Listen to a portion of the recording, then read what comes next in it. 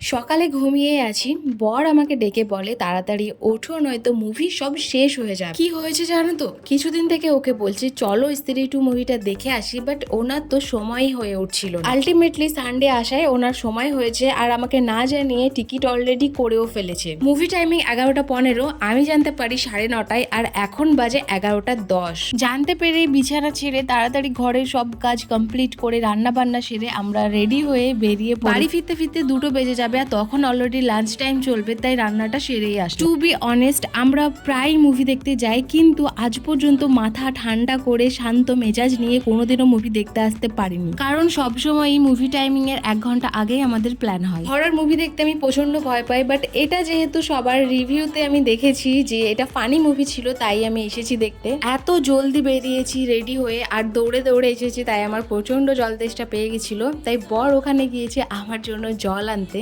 ব্যাস, প্রত্যেকবারের মতো হলে পৌঁছে দেখি এবারও মুভি অলরেডি স্টার্ট হয়ে গেছে। সত্যি বলতে কোনো মুভি দেখলে কোনো না কোনো সময় একটু বোরিং ফিল হয়, বাট এই মুভিটা যতক্ষণ দেখেছি প্রত্যেকবারই মনে হচ্ছিল এর পরে কি হবে।